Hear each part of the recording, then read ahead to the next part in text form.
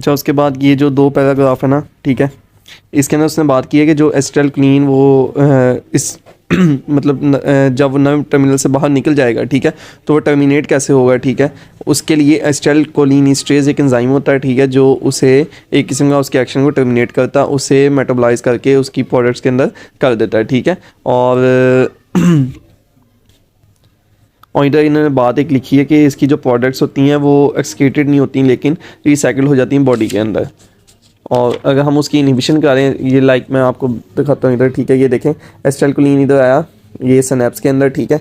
और जब इसका मतलब काम ज़रूरत से ज़्यादा हो जाएगा, यहाँ मतलब हम देखेंगे कि अब इसकी ज़रूरत नहीं है, बॉडी देखेगी, ठीक है, तो वो एसिटाइल कोलिनेस्टरेज एंजाइम भेज देगी जो इस एसिटाइल कोलिन को डिग्रेड कर देगा कोलिन और एसिटेट के अंदर, ये बॉडी के अंदर रिसाइकिल हो जाएंगी चीज़ें, ठीक हो गया। अगर हम इस एसिटाइल कोलिनेस्टरेज को कुछ ड्रग्स के ज़रिए रोक दें तो वो टॉक्सिसिटी भी हो सकती है, ठीक है, मतलब डिफरेंट ड्रग्स जो हम उस हिसाब से करें, या हमें लगे कि एसिटाइल कोलिन की वर्किंग कम हो रही है तो हम एसिटाइल कोलिनेस्टरेज को रोक दें जाके, ताकि एसिटाइल कोलिन की वर्किंग ज़्यादा हो जाए, ठीक हो गया। तो ये एक बात थी। उसके बाद जो इसके अंदर उसने बात की है कि सिंथेसिस को कौन रोकता है, हेमिकोलिनियम, ठीक हो गया। उसके बाद स्टोरेज को कौन रोकता है, वेजामिकोल, और रिलीज को कौन रोकता है, बोtulinum टॉक्सिन, यानी HVB, ठीक है, हेपेटाइटिस वायरस बी, ठीक हो गया, HVB। अगर ये सीक्वेंस याद है बंदे को, ठीक है, कि सिंथेसिस रिलीज सिंथेसिस स्टोरेज और रिलीज, ठीक है। सिंथेसिस में को रोकेगा हेमिकोलिनियम, स्टोरेज को रोकेगा वेजामिकोल, और रिलीज को रोकेगा बोtulinum टॉक्सिन, ठीक हो गया। लेकिन ये सिस्टेमिक थेरेपी के लिए यूज़फुल नहीं है, क्योंकि इनका एक्शन ना सिलेक्टिव नहीं होता। लाइक अगर हम ये इनका अगर दे देंगे ड्रग्स, ठीक है, उस एक्शन एसिटाइल कोलिन को रोकने के लिए, तो इधर इन्होंने बात लिखी है, ठीक है, सिलेक्टिव नहीं है कि वो तकरीबन ऑल जंक्शन जो हो सकते हैं ना PANS के, ठीक है, और सिम्पैथेटिक ऑटोनॉमिक नर्वस सिस्टम के, वो ब्लॉक हो सकते हैं, ठीक हो गया। हाँ, बोtulinum जो टॉक्सिन है ये बहुत बड़ा मॉलिक्यूल होता है, ठीक है, और ये ज़्यादा स्लोली डिफ्यूज़ करता है, जिसकी वजह से ये इंजेक्शन के हम इसका दे सकते हैं, ठीक है, फास्ट सिलेक्टिव लोकल इफेक्ट, क्योंकि इसका बहुत देर बाद मतलब कि बड़ा मॉलिक्यूल तो इसे टाइम लगता है गुजरने के अंदर। अच्छा, उसके बाद अगर हम बात करते हैं, ठीक है, ये इसकी नॉर एड्रीनर्जिक सिस्टम के बारे में, ठीक है। अच्छा, इसमें क्या होता है कि टायरोसिन, ठीक है, टायरोसिन से आगे ये क्या एक एंजाइम इसके ऊपर एक्ट करता है।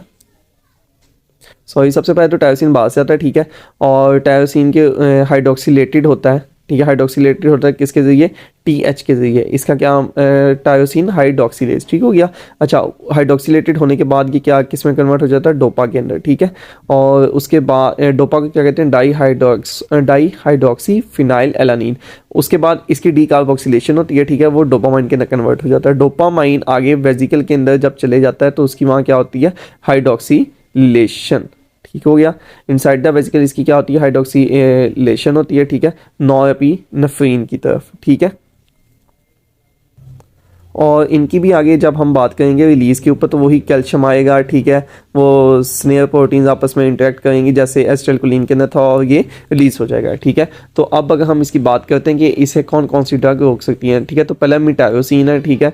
मिटायोसिन क्या करती है, TH टायरोसिन हाइड्रोक्सिलेज को रोक देती है, ठीक है, इस एंजाइम को क्या करती है, इनहिबिट करती है। जब इनहिबिट करेगी तो आगे यही अमल रुक जाएगा और आगे बनेगा नहीं। उसके बाद रिजरपाइन है, ठीक है, ये क्या करती है, इनहिबिट्स वेसिकुलर मोनोमाइन ट्रांसपोर्टर, ठीक है, जो इसे आगे ट्रांसपोर्ट कर रहा है, ठीक है। जैसे उसके अंदर था वो वेजामिकोल रोक रही थी उस चैनल को कि जिसके ज़रिए एसिटाइल कोलिन अंदर जा रहा था ना वेजिकल के। इसी तरह ये डोपामाइन जब अंदर जा रहा है, ठीक है, तो इसे कौन रोक रहा है, रिजरपाइन। इस कैरियर को, उस कार को, उस गाड़ी को जो डोपामाइन को वेजिकल के अंदर लेके जा रहा है, उस गाड़ी को कौन रोक रहा है, रिजरपाइन, ठीक हो गया। उसके बाद आज तक ग्वानिथाइडीन क्या करेगा, इसके आगे रिलीज को रोक देगा, ठीक हो गया। अच्छा, तो ये बेसिकली इसमें मिटायोसिन, रिजरपाइन, ग्वानिथिन, उसमें था HVB, हेमिकोलिनियम, वेजामिकोल, बोtulinum। इसमें क्या है, MRG, ठीक है, मर्ज मिटायोसिन, रिजरपाइन और ग्वानिथाइडीन।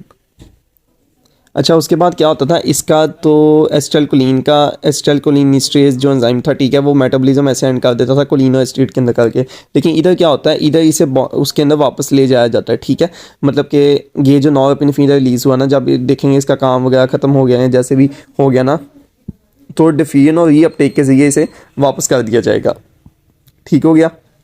और उसके लिए कौन यूज़ होते हैं, NET, ठीक है, जिसे नॉरएपिनेफ्रिन ट्रांसपोर्टर कहा जाता है, और यहाँ डोपामाइन ट्रांसपोर्टर जैसे DAT है, ठीक है, डैट और NET। और उन NET और डैट क्या करते हैं, नॉरएपिनेफ्रिन की साइनेप्स के अंदर कंसंट्रेशन कम कर देते हैं, उसी तरह जैसे एसिटाइलकोलिनेस्टरेज कम करता था एसिटाइलकोलिन की, लेकिन ये मेटाबॉलिज्म करके करता था, ये क्या करके करते हैं, ये उसकी रीअपटेक या डिफ्यूजन करके करते हैं, ठीक हो गया। अच्छा, उसके बाद उसने यहाँ एक बात किया, आउटसाइड द क्लेफ्ट, ठीक है, these transmitters can be metabolise by MAO monoamine, ठीक है, और मोनोमाइन ऑक्सीडेज, ठीक है, और कैचकलो मिथाइल ट्रांसफेरेज, ठीक है, कॉम्टी, MAO और कॉम्टी के जरिए, ठीक है, ये इनका मेटाबॉलिज्म बाहर हो सकता है क्लेफ्ट के अंदर, ठीक है, जिसकी वजह से क्या हो सकता है कि मतलब इनकी कंसंट्रेशन कम हो जाएगी क्लेफ्ट के अंदर। अच्छा, अगर हम MAO यानी MAO और कैचकलो मिथाइल ट्रांसफेरेज इन दोनों को रोक दें, जो नॉरएपिनेफ्रिन को कम कर रही है क्लेफ्ट के बाहर, ठीक है, तो क्या हो जाएगा, नॉरएपिनेफ्रिन की कंसंट्रेशन ज़्यादा हो जाएगी, ठीक है। अच्छा, अगर हम कॉम्टी को कहाँ रोकेंगे, मतलब एक एडवांटेज मैं आपको बता दूं, inhibition of COMT in the brain is useful in Parkinson disease, ठीक है, और इनहिबिशन ऑफ अगर हम MAO की करा दें तो वो स्टोर जो होते हैं कैचकोलोमाइंस के, ठीक है, वो नर्व एंडिंग के अंदर ज़्यादा हो जाएंगे, ठीक हो गया, क्योंकि MAO NE की मतलब कि कंसंट्रेशन कम कर रहा था, अब MAO को ही हमने रोक दिया तो NE बढ़ता जाएगा, ठीक है, और मतलब कि उसकी कंसंट्रेशन ज़्यादा होगी, ठीक है, और इसके थेरेपेटिक और टॉक्सिक पोटेंशियल दोनों इफेक्ट्स होते हैं, ठीक हो गया।